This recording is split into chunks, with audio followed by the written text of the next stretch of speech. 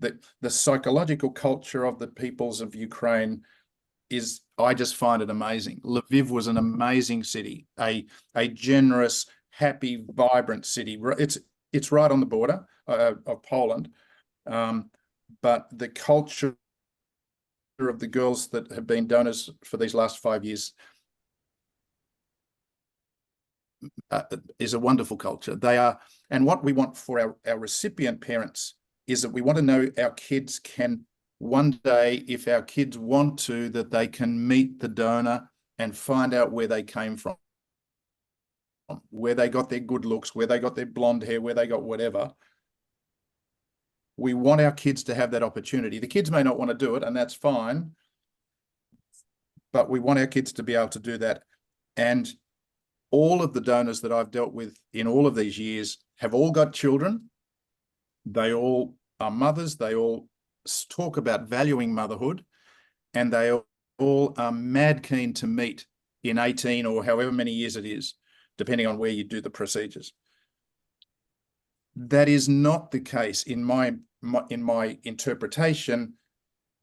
That will happen as readily, say, with US and possibly even Malaysia. But if we're thinking of Ukraine, we're probably not thinking of Chinese, Malaysian donors. We may be, but the US donors are generally a little bit uncertain about whether they want to meet in 18 years' time. And they generally don't have kids. It is a completely different feel, all right? What you're getting with the Ukraine girls, I sound like I'm selling it, but I'm not. What you're getting with the Ukraine girls is a sincere, generous,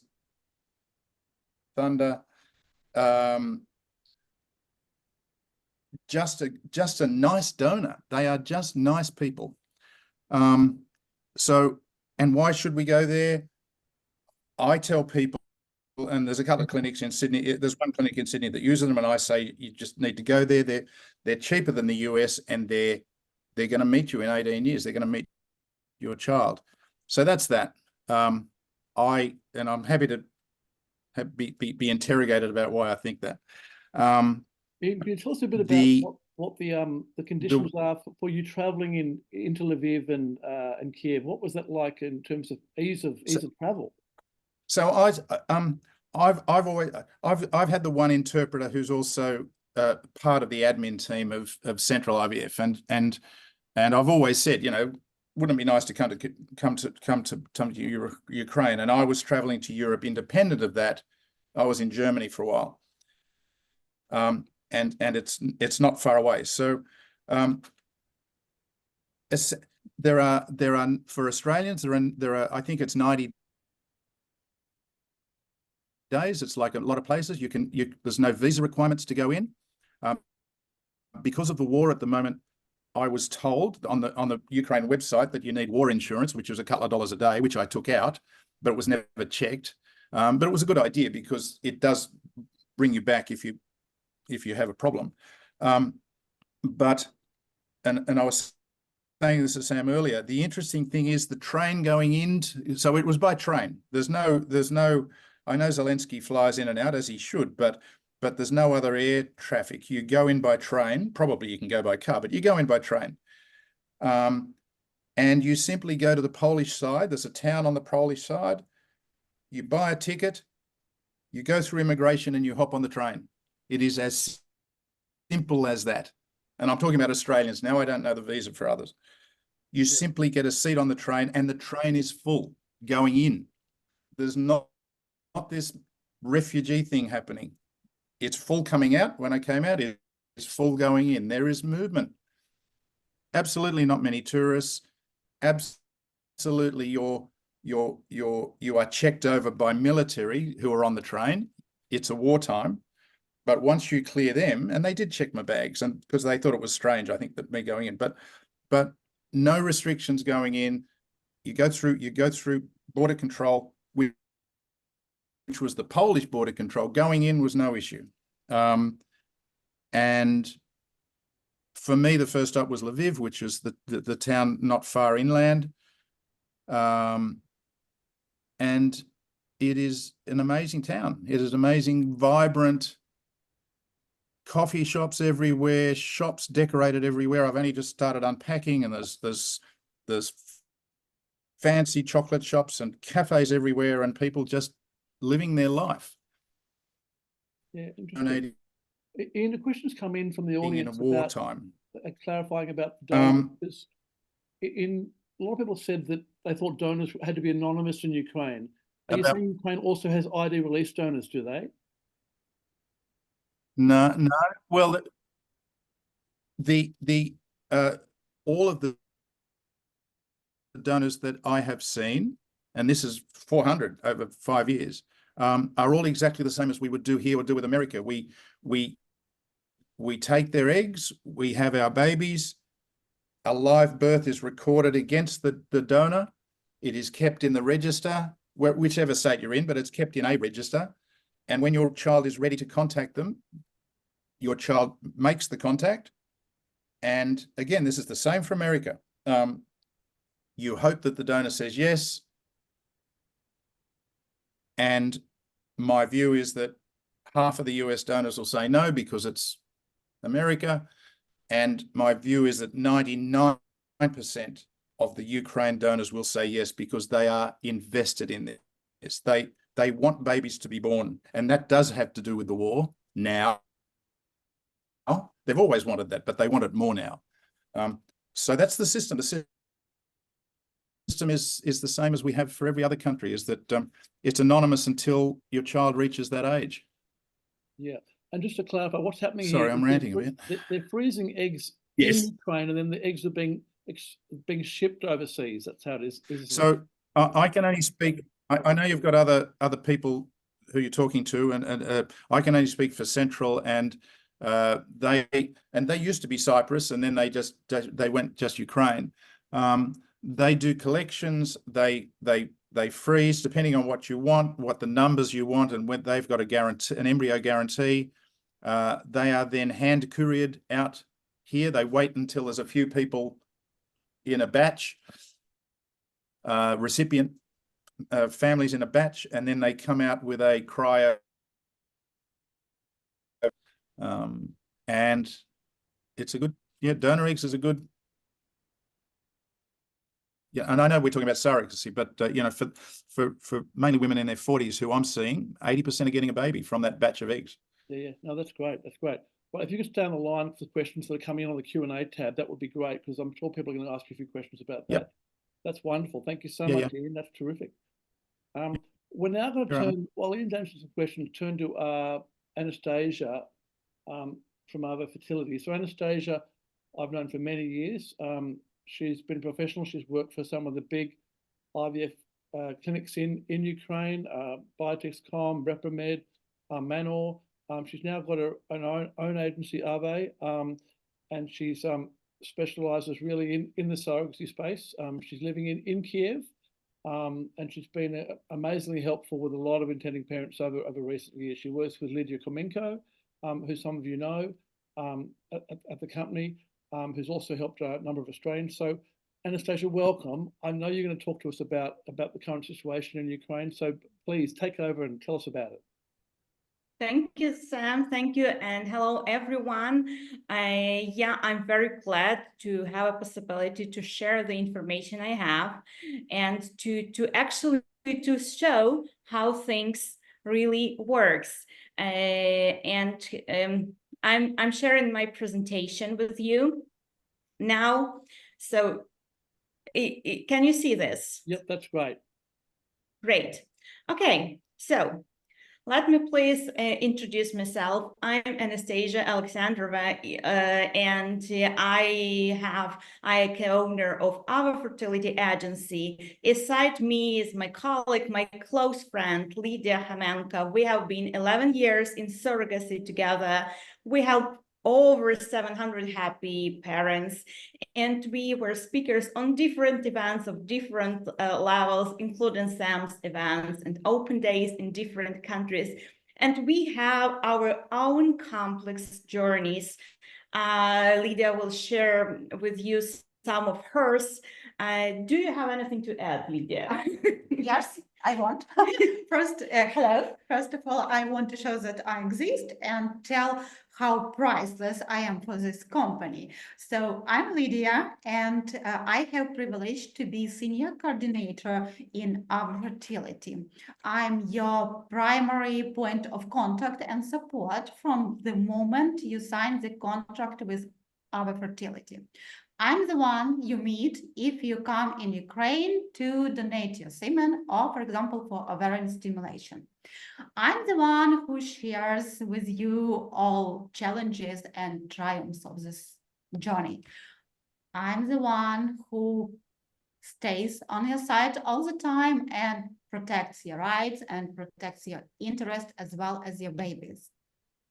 I'm the one who helps you to change the first diaper of your baby and the one who helps you to hold your baby for the first time. I'm the one who helps you with baby's registration. And even when your journey ends, I'm looking forward to see the photos of your growing baby. So here we are, and let's go. Let's start. So, how the situation in Ukraine currently looks. Unlike what you probably see in the news, telling that Ukraine is a country in a wartime, etc., etc., according to International Organization of Migrations, people are coming home. So more than 4.5 million, for almost 4.5 million people returned home. And as you can see, Ukraine is actually a huge country, and the military action, the regions that are in immediate military actions are only 4 districts and Crimea. And there are other districts where it is comparatively safe, and they are not in immediate war action. So we live here, we have our normal life. If you follow the rules, so then it means you will be safe. Why surrogates and agencies returned to Ukraine? After the war started, Georgia was the only practically legally solution as an alternative. And we have intended parents that took from our clinics, they took the embryos, they shipped them to Georgia. And what happened? Georgia very quickly exhausted itself. Population of Georgia is 3.7 million. Ukraine's population, I taken the figure from 2024, after war has started, is still 33 million. So we have IPs whose embryos are still waiting in Georgian clinics. Currently, the time to be matched, even using the surrogates from Kazakhstan or Armenia, is still 7-8 months. This is close to a matching time in the US. While in Ukraine, over here, we can match you within 1-2 months. Our surrogates, they came back home with their families. They do not plan to leave. And they contact us. Moreover, intended parents started contacting us from summer 2022. And it was a moment that even we were not yet ready to be contacted by incoming inquiries. However, people believe in Ukraine. People believe that they will be safe here.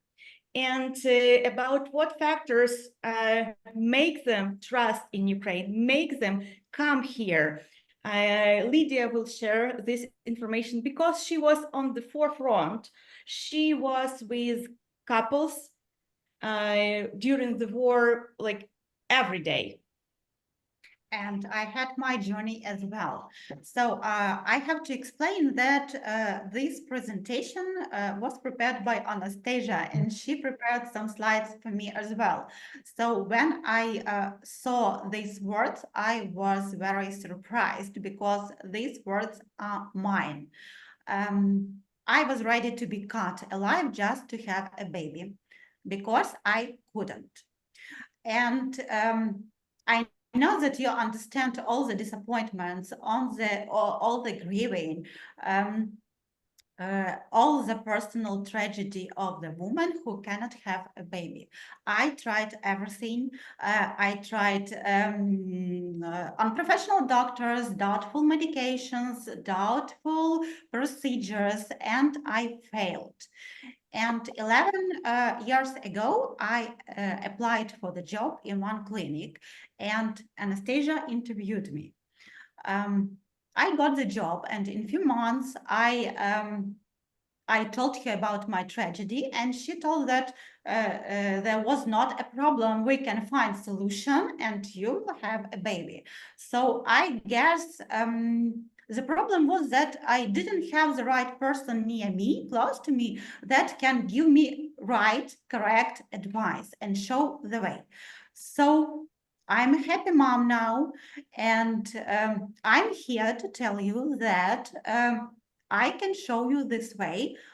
I can help you. I can share with you this journey. And just one thing to add, that in this world or in other worlds, there is nothing that can frighten or scary the people who want to be parents. So why are people coming back in Ukraine to proceed with surrogacy? Some IPs, intended parents, know us already, and they come back for the siblings. The question is not only in trust, but in friendship as well, as they know that we will do everything for them and their baby, and that we are reliable and we can guarantee the safety of them in Ukraine. Some IPs from closer countries are not afraid at all, especially Serbia, Kosovo, Poland, Latvia, Lithuania, etc. And because other countries failed them. Anastasia told you before about Georgia, comparing Ukraine and Georgia, and I can tell you that when the war started, I was in contact with many IPs, intended parents, and I also have my close friend in Georgia, and she has her own agency. So I brought my intended parents in Georgia. In 1 year, they came back in Ukraine to me because they failed and they didn't have time, half of a year or year to wait for the next attempt. So the last, but not the least, reason why people are coming here in Ukraine is me and Anastasia, because we are reliable and we can. So I will ask Anastasia to go on with her speech, as she will talk about money, and she loves joking about money. Yeah, it's not like joking. However, anyway, one of the reasons why people come to Ukraine is still the price. Because, like, let's see, in our optimal surrogacy program costs 65,900, and we are talking about the program that includes unlimited number of attempts, egg donation till the baby is born, birth, legal side, everything, even housing for the final stay. Around the same program in Argentina will cost you 68,900, in Mexico 99,900, in US 230,000. So, and these figures are not taken out of thin air. These are the prices for the programs we carry out, because we had to react on the war situation. We had to look for partnerships, for new destinations, for the programs to go on. Our Ukrainian surrogates, they feel very confident.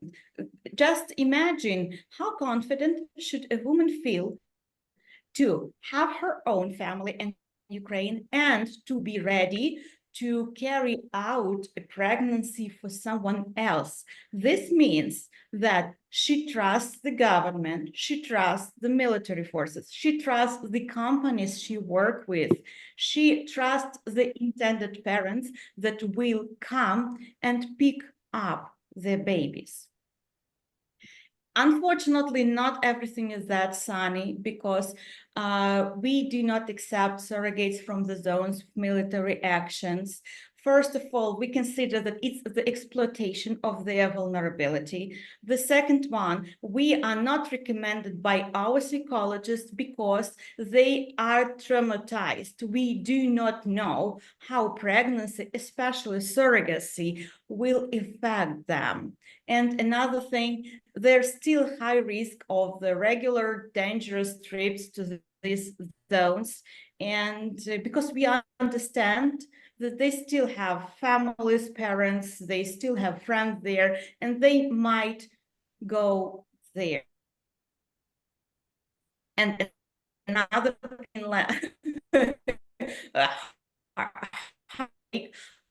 it was said today that logistics, but it's still available. It's still the way to move on, the way to start acting, and how we made this easier for you. We have 2 more clinics in the western part of Ukraine. Like I was, Kyiv is located over here, and we have in Lviv, Uzhhorod.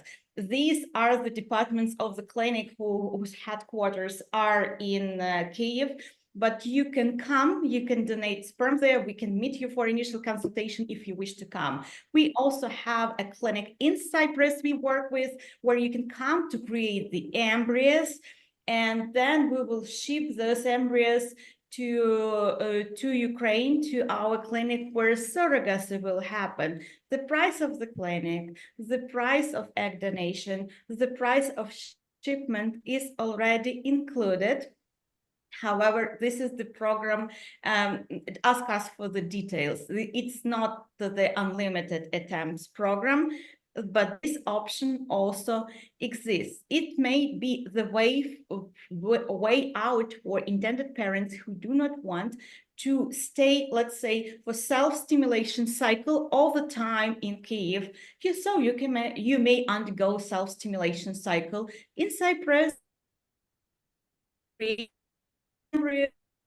and we will use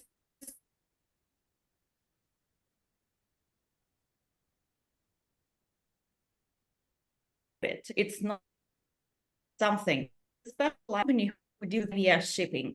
And also use surrogacy in Ukraine because you either do not want to get married officially, because we can cater only heterosexual married couples in Ukraine.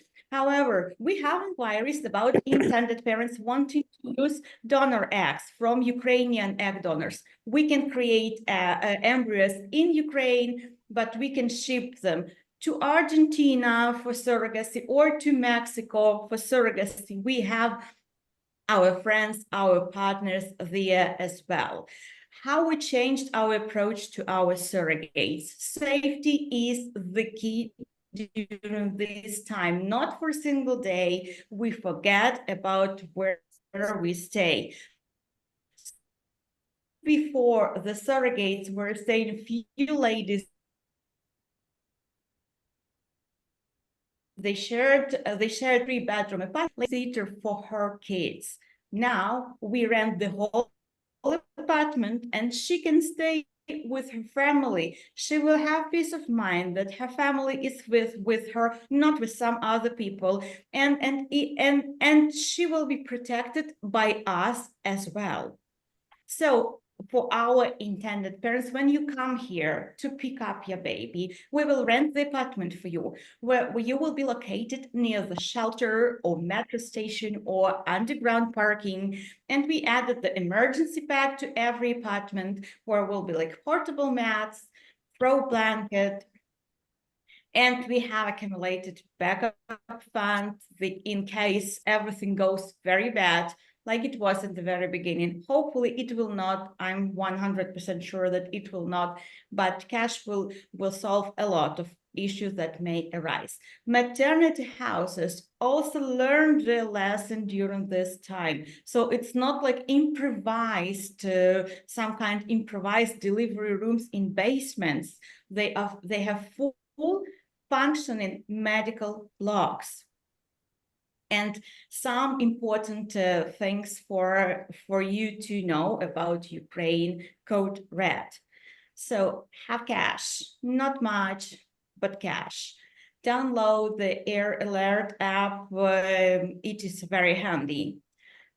Always have with you grab and go bag because you will need to have water for you separately, water for the baby, food for you, formula for the baby, diapers, wet wipes, dry tissues, first aid supplies, like some medications, painkillers in dosage for the baby as well. It's not like you are going to spend 2 days, 3 days, even like few hours. No, normally we are staying in Kyiv every day. Our kids go to school. My daughter just graduated from school. Yes, there are air alerts. They may last for an hour and a half. But as long as you are in a shelter, you will be fine. You might need extra clothing because parking lot, it's not something very cozy, a very cozy place, and some specific items. Do not try to take everything. You need to be mobile.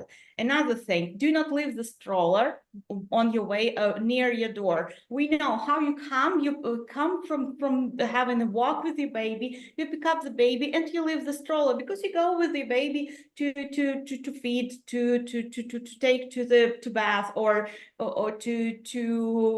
for baby to sleep, and you forget about it. Take it away, out of your way. You need to be fast. You need to be mobile. Do not use elevator, never, when after the air alarm. It's dangerous. And do not copy Ukrainians. Ukrainians have been living in all the same more than 2 years now. Ukrainians tend to ignore air alarms. Ukrainians tend to stay in the restaurants, in cafes, in shopping malls. Please leave. Please leave. We want you to be safe. And do not panic. Our military guys, our air defense will knock them down. You will be safe. So if you ask, should you come to Ukraine for surrogacy program? My answer is definitely yes. How we can make this easier for you? Avoid the first visit, ship the sperm if we are talking about surrogacy using donor eggs. And this reminds me, I would like to add about donor eggs. Clinics may not disclose their identity of the egg donor.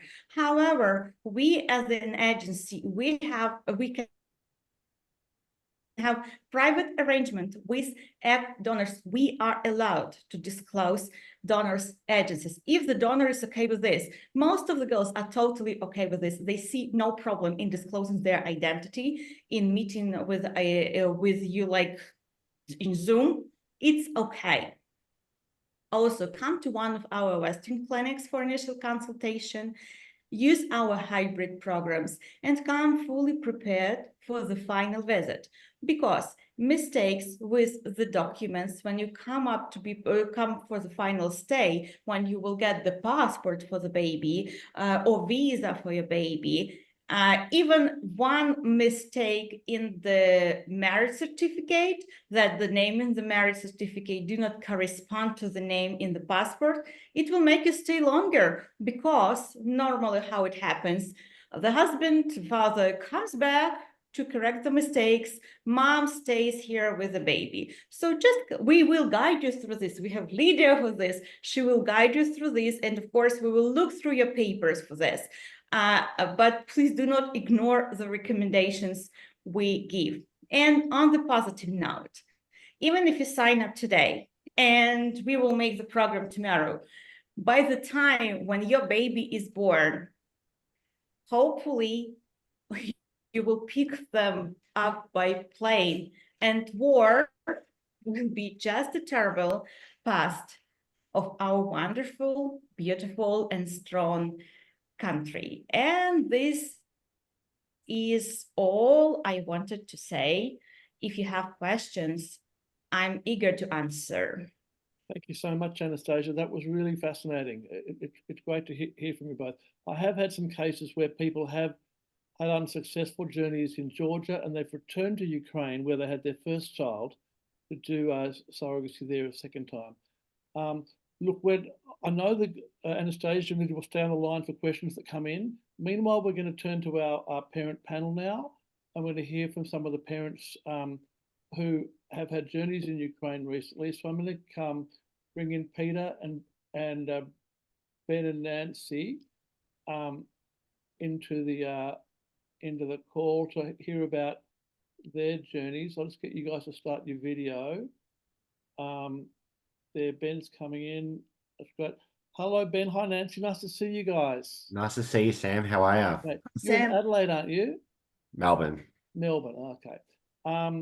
Okay. Let me just find Peter in as well. Where is he here? Okay. So we might start with you guys while Peter's coming in. There's Peter. Hello, Peter. Nice to see you. Thanks for coming in. Hi, Sam. How are you? Thank you. Good. What city are you in?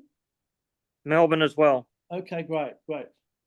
So we might start with Ben and Nancy because they were sort of the earlier journey. Can you guys first tell us what brought you to surrogacy in the first place? Were you sort of years of IVF fails, Ben? Nancy, what was it?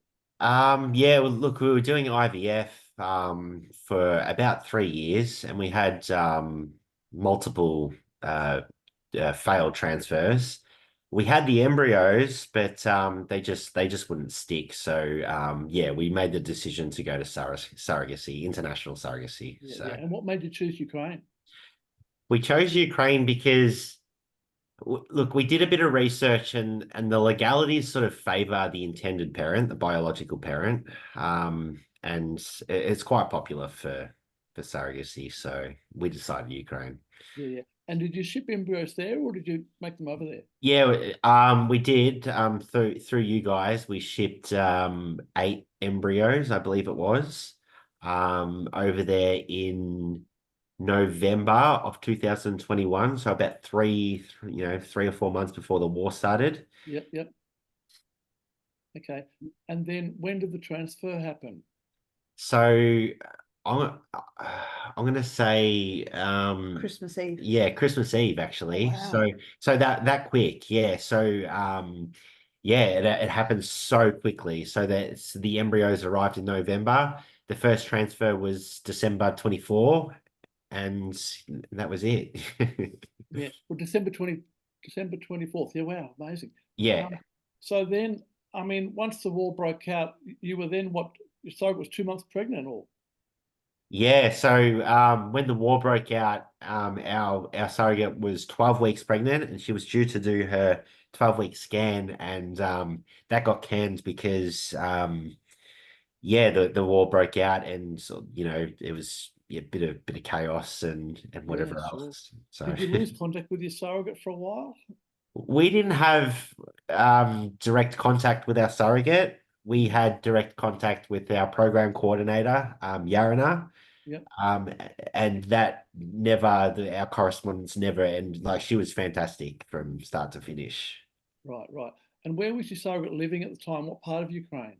She was in Vinnytsia, which is like, it's sort of, I guess, west-ish, sort of southwest, sort of near Moldova. Yep. So she was relatively safe.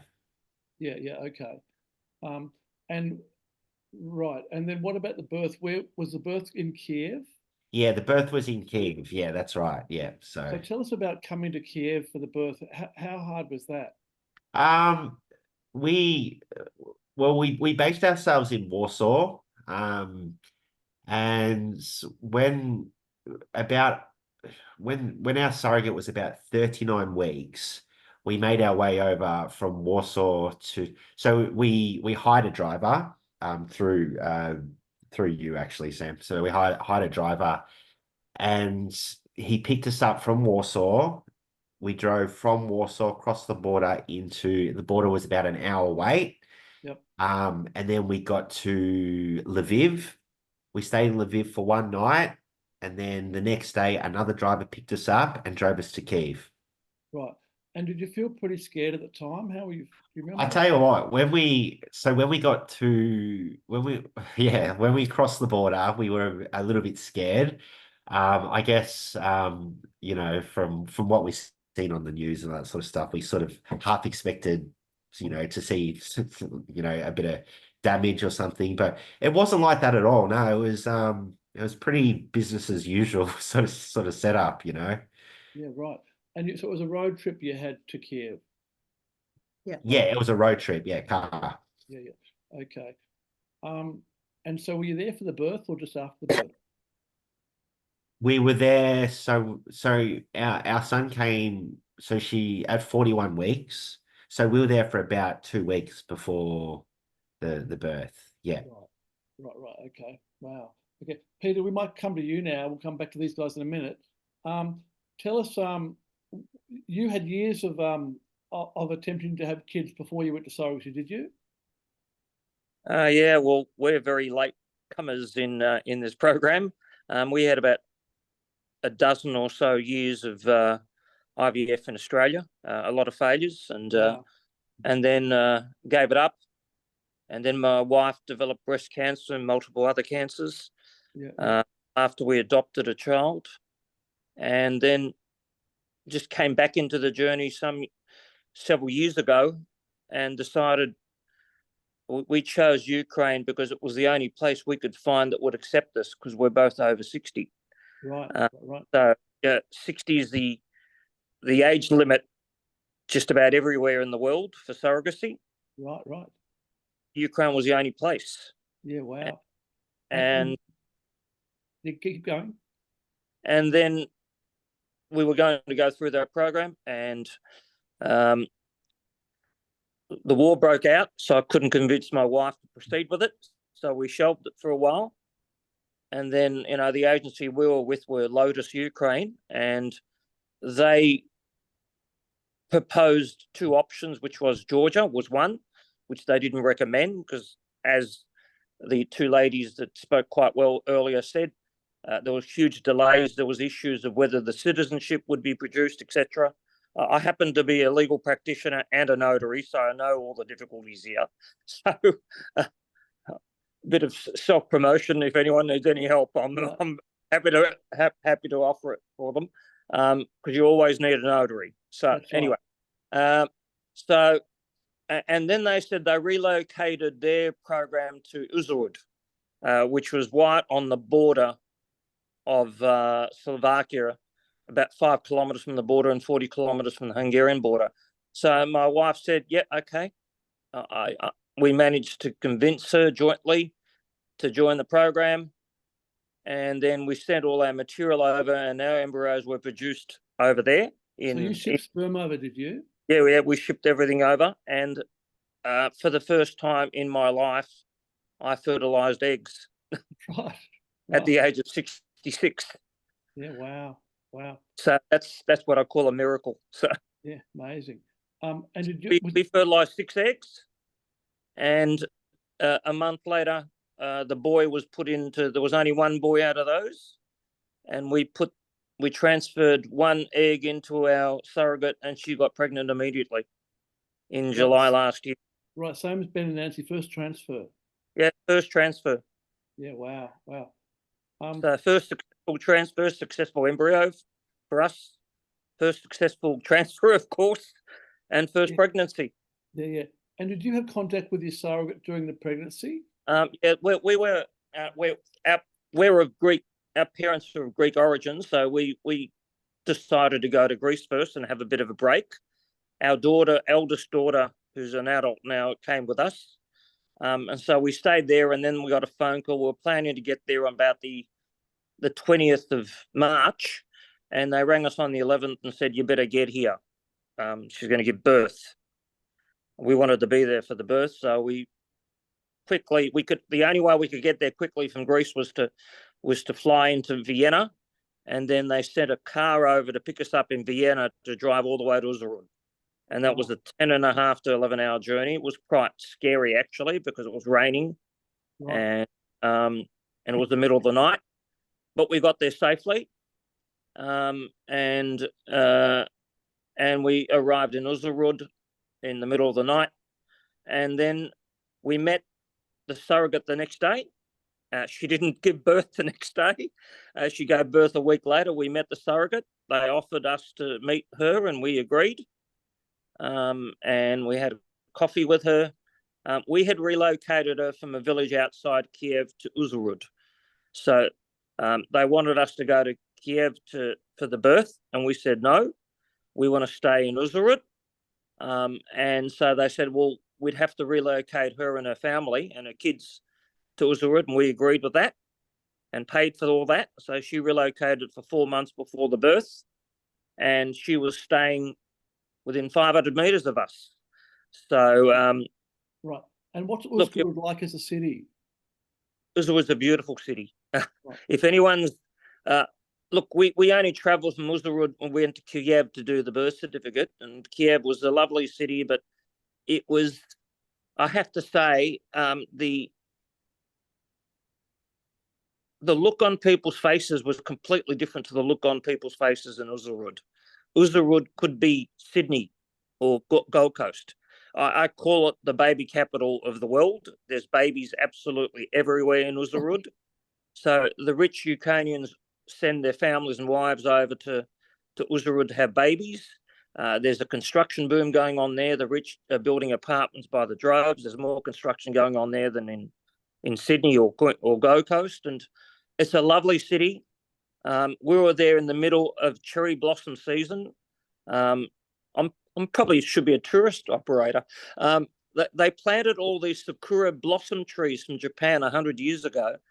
So you think you're in Tokyo.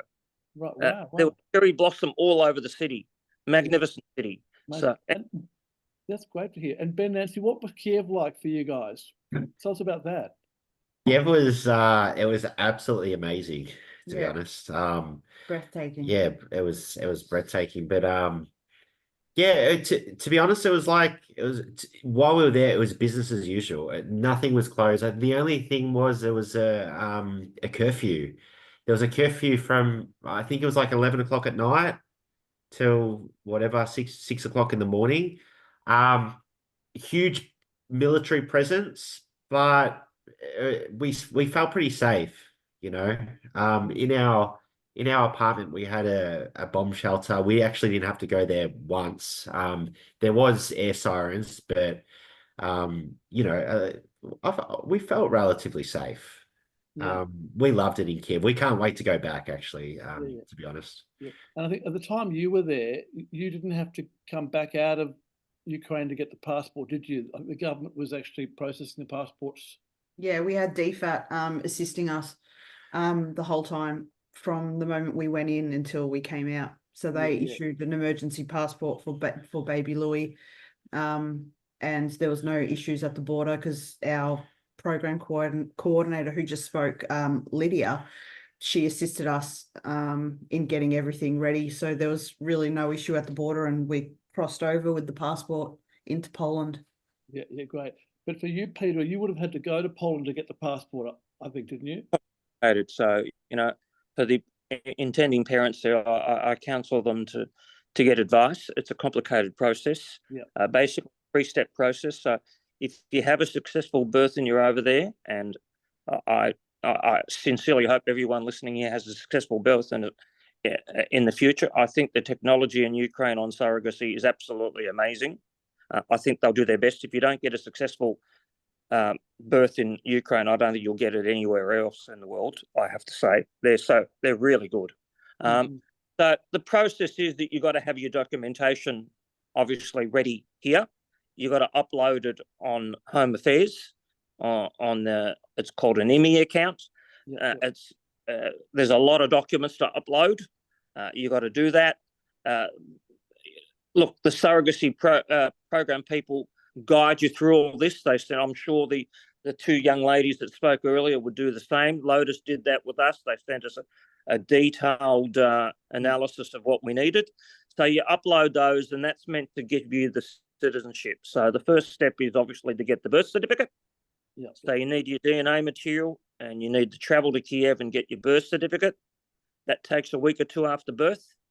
Once you get the birth certificate, you apply for your citizenship by descent, and you should have already had that in place. because it's a war zone, Home Affairs does action it pretty quickly and generally do it. I don't know how the guys earlier said, but it usually happens within a week, at the worst 2 weeks. Ours was done in 4 days, which is quite amazing. So, you know, we say we have a lot of red tape in Australia, but I think the Australian government does pull all stops to help people that are in Ukraine. So then obviously you've got to travel, because there's no embassy in Ukraine anymore. You've got to travel to Warsaw. So I had to travel to Warsaw on my own, get interviewed and get the passport returned with the emergency passport, and then we travelled out. So it's a 3-step process. Yeah, so was that via a car you went to Warsaw? Yeah, the Lotus arranged for a car to pick us up. So it's a 10-hour journey from to Warsaw. So it's quite tiring for me. So you travel for 10 hours, you get interviewed, you go back to the embassy in Warsaw, you wait a couple of hours, and then you travel back. So the whole journey takes about 26, 27 hours, but you do that on your own because the baby's not allowed out of Ukraine. Right. Doesn't have a passport. Yeah, so it might have citizenship, doesn't have a for those of you who passport. don't understand, babies in Ukraine who are born to surrogates don't get a Ukraine travel document. You have to wait till you get the foreign travel document. Okay, that's really interesting to hear about. What would, as the last thing, your key bit of advice be to people coming after you, Peter? I think just follow your agency's advice. They're best. You know, the ladies that spoke earlier obviously have had some successful outcomes. You know, hundreds of them. The agency we're with have had a great deal as well. They know what they're doing. Follow their advice. Get some advice over here. You need a notary, obviously, first up. The first thing you need to do is to appoint the people over there, your agencies, as attorneys, to sign all the documents over there, because they have to sign a surrogacy agreement with the surrogate. Yeah. So carefully choose your surrogate. They're not all the same. They're fantastic girls. The one we met was a lovely girl. She had her own children. Make sure she's had some successful surrogacies beforehand, because that's key. Make sure she's young. And you follow the advice and you'll be okay. Make sure your documentation's right here. You know, they get a bit confused in Ukraine over our marriage certificates here, because generally our marriage certificates have the wife's maiden name. Yep. She signs in her maiden name. Whereas in Ukraine, this is the key issue over there, right? Especially with Greek couples, because we're definitely made in our marriage certificates. We sign at the church. So when we get married, the actual marriage certificate that gets lodged with the registry is the certificate from the church, not the registry certificate. So that had the maiden name, and I wouldn't accept it, because you got to prove that you're both married. They wanted us to change our name. So you can't change your name because you've been known as the married name for 40 years. So get that right. Yeah. Make sure your marriage certificate is right, because as you pointed out earlier, one error, and you can turn over there and everything's wrong. But the agency will guide you through that. They won't wait for you to turn up for there to be an error. They'll tell you months beforehand to fix something. Yeah. So that's where the notary comes key over in Australia. But you start, if you've got a successful situation and you've decided to go on the program, do your power of attorney. They're trustworthy over there in Ukraine. They're not going to do anything else. All you're doing is authorising them to sign a surrogacy agreement and to deal with the authorities. That's all you're doing. You're not authorising them to take money out of your account or anything like that. That's good. That's good advice. Any other advice, Ben, from you about the people? Any advice? Yeah. Yeah, just network. Try everything Peter said, definitely, and just try to network with people who, going through the same process you're going through in Ukraine, or people who have gone through it, like Nancy and I. And that's it. Yeah. Have you still got embryos over there? Yeah, we do. We have 7. Wow. Yeah. You might create a football team, guys. Yeah. Yeah. I mean, would you ever go again, do you think? Would love to go back to Ukraine. Yeah. We'd love to go back to Ukraine. Yeah. Mm, yeah. Yeah, Great. possibly, maybe. Yeah. Yeah, great. Well, thank you so much, guys, for coming on. It's been great to hear from you. Really appreciate it. Thank All you. right. Thank you Stay so in much. just a few questions. There might be a few questions coming in on the Q&A tab. Okay. All right. Nice. For our last little talk, we're going to hear from one of Ukraine's leading surrogacy attorneys, Olga Danchenko, who I've known for many years, who's going to talk to us a bit about the laws in Ukraine and what she thinks the future is going to hold for surrogacy in the country. Olga, thank you so much for coming on. It's great to see you. Hi, everybody. Thank you very much, Sam. Can you hear me well? Yes, that's All great. okay? That's really good. Yeah. So I'm trying to upload my presentation. Just a second. Yep, that's great. Uploaded. Wonderful. Then we start. So Sam asked me to talk about legal aspects of surrogacy in Ukraine and what does the future hold. So the red line of our conversation today is Ukraine is one of very favorable legal destinations for surrogacy treatment in the whole world. However, pandemic and after that the war changed a little bit, of course, influenced the situation. And if we look at travel advice of different diplomatic missions. Here, I just have an example of the British Embassy. All is red, and this might be very scary for intended parents. So we see, I absolutely agree with Anastasia that Ukraine is very big. And not the whole territory is influenced by military actions. And we see here, for example, a yellow zone, which is absolutely acceptable and absolutely safe, and it can be a very good option for surrogates and for intended parents because it is close to the border and logistics is even easier here. So all is not so bad as we see from our today's event, and we are very happy and proud that the intended parents trust and believe in Ukraine and are still coming, and we have a lot of work with legal aspects of surrogacy.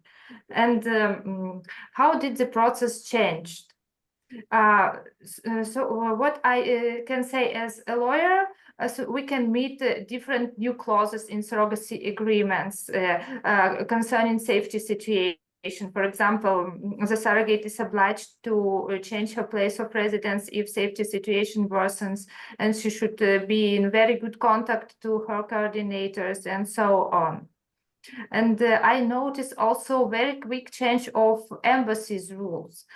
For example, at the outbreak of the war, there were a lot of couples who were stuck in Ukraine, and nobody was actually waiting for war outbreak, and by this reason the embassies were much more friendly to intended parents, so to say, and the rules were very easy. So they issued emergency travel documents very quickly with a very minimal number of documents.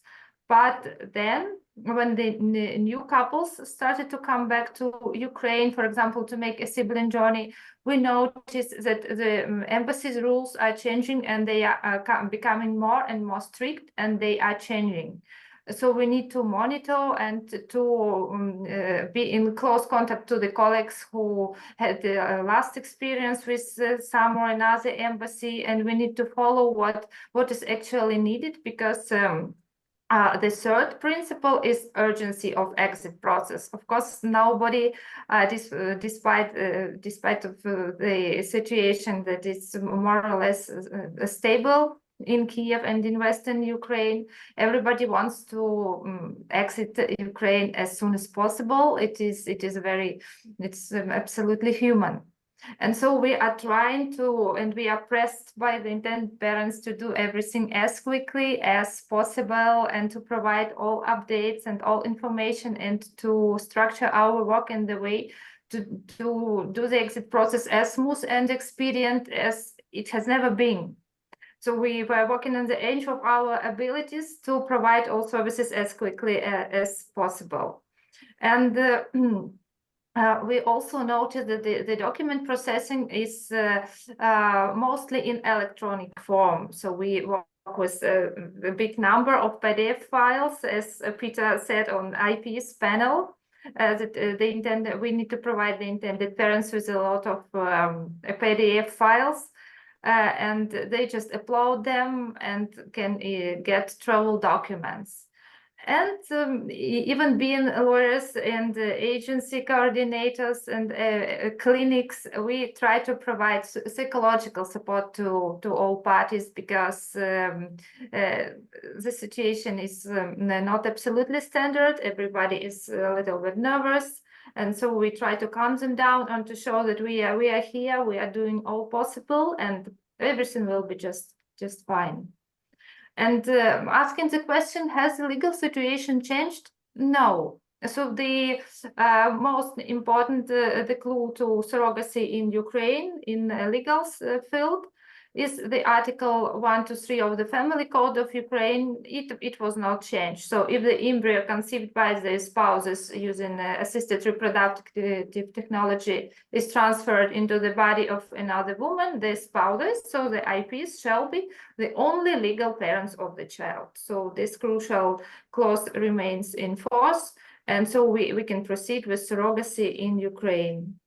Only one nuance has changed a little bit, and it is also rather favorable for coming parents: the rules for vital statistics registration. So under martial law, I mean in war, birth registration can be carried out by any vital statistics office on the territory of Ukraine by request of the applicant, so of the intended parents. It means that previously, if the baby was born in one district of Kyiv city, for example, birth should have been registered with only one specific registry office bound to this Kyiv district. And now, even if baby is born in one city, it can be absolutely easily registered in another city. And about border crossing, as a lawyer, I'm frequently asked if it would be okay that the baby crosses the newborn, I mean, baby born via surrogacy. Can the baby cross the border only with birth certificate, Ukrainian birth certificate? It was the case also at the beginning of the war, but now situation has changed, because this change was done only in the resolution of the Cabinet of Ministers of Ukraine in rules for crossing the state border by citizens of Ukraine. So Ukrainian children can really enter and exit Ukraine either with passport or with birth certificate or other identifying document. But as we know from family code, the parents of the baby born by surrogacy to foreigners is not considered to be Ukrainian. So it's a foreign baby, and we have to apply another legislation. So we have to use the law of Ukraine on the legal status of foreigners and stateless persons. It tells that foreigners can enter and depart from Ukraine only upon submission of passport document. And one more legal document, the law on the border control. It also says that border control involves checking the presence of valid passport documents. And just to make situation as much clear as possible, last year I made an inquiry to the State Border Service of Ukraine, and they confirmed it's in Ukrainian, but for you to understand that it's rather official reply. So the answer is absolutely clear. The baby born on the territory of Ukraine by surrogate mother cannot exit from Ukraine accompanied by parents who are foreign citizens only on basis of birth certificate. So anyway, travel passport is needed. And as Peter noticed, even if there is no embassy of the country which the intended parents belong, whose citizenship they have, so they need to find the solution, and one of the IPs would need to travel to neighboring country to pick up passport, and then only with the passport the baby will be able to travel. However, in war, most embassies, I think 90%, they issue emergency travel documents, and the procedure for their obtaining is a little bit easier than obtaining just the standard passport in the paper form. And I will just make a few examples how the attitude of foreign jurisdictions changed in course of the war, and how they make their rules for obtaining for passport application procedure. So, for example, if we take a look at Ireland, they canceled their obligatory DNA requirement, which was absolutely the must before the war and before COVID. So now the intended parents just leave Ukraine and sign up undertaking that they are obliged to undergo this DNA testing upon coming back to Ireland. And the Irish embassy is actually very nice. They send the emergency travel document to any place of Ukraine via courier mail. For example, they are based in Kiev, but they can send the emergency travel document, for example, to Lviv by Nova Poshta. And they require apostille only on birth certificate. Previously, they required it for all documentation, and it made the process longer. USA, they also do not require DNA test, and however, they require a lot of other documentation. I will not citate it. You see it from this slide.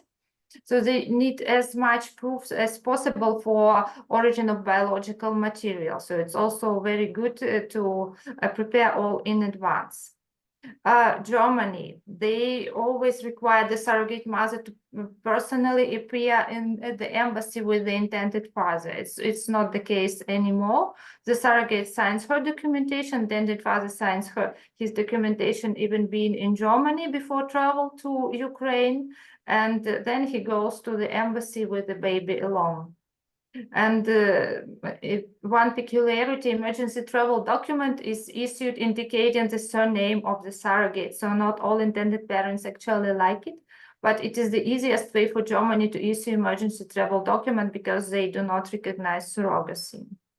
And the UK is one of the few countries which doesn't issue emergency travel documents anymore as they did at the beginning of the war. So HMPO office is engaged with issuing of physical passport, and this country takes little longer in comparison to others.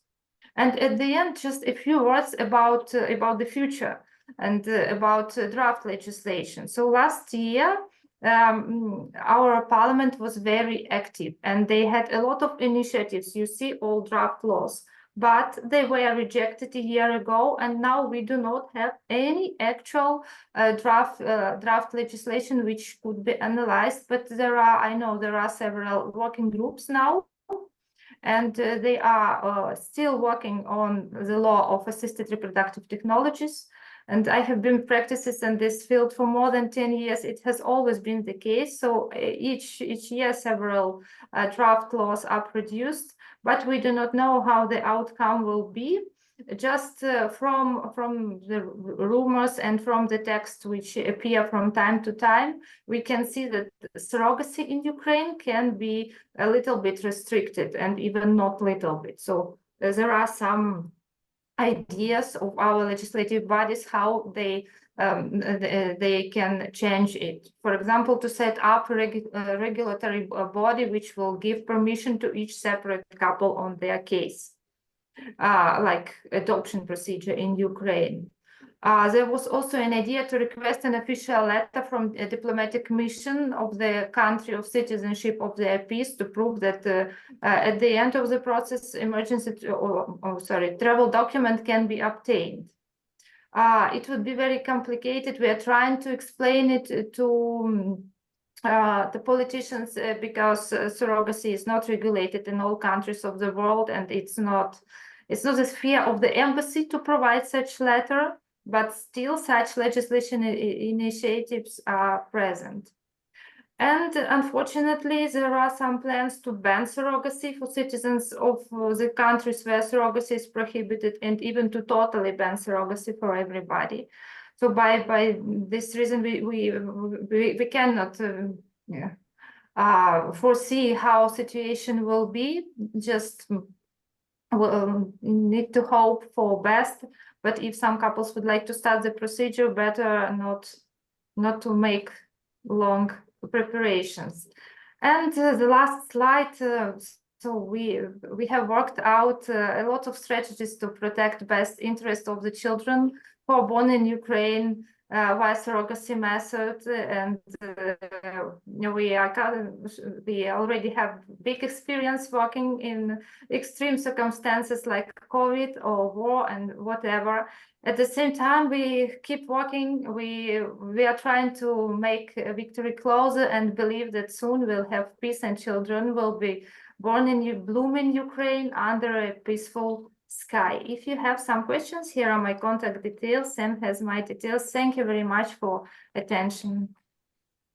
Thank you so much, Olga. That was terrific. It was really interesting to hear about all those aspects, particularly about what might happen in the future in terms of legal changes and what's happening right now in terms of the changes for different countries, different nationalities. Look, everybody, we've run out of time today for much more, but look, I just want to thank everybody for attending. It's been great to have so many people in the webinar today. We'll make the recording available for people who missed certain aspects or couldn't get there. If you're in Australia, you can come along to the national conference in a few weeks. We'll have a lot more information about both Ukraine and other countries around the world. In terms of surrogacy, this is a constantly changing landscape. It's important you're well informed. And please don't hesitate to come back to us with questions or to log on for our other free webinars throughout the year. It's been great to have you all here. Thank you so much. Thank you, Olga. It's great. Thanks, Sam. Okay, thanks, Ben. Peter, that was Thank you, great. Sam. Thank you, Sam. Sam. Wonderful, wonderful. Great to see you all.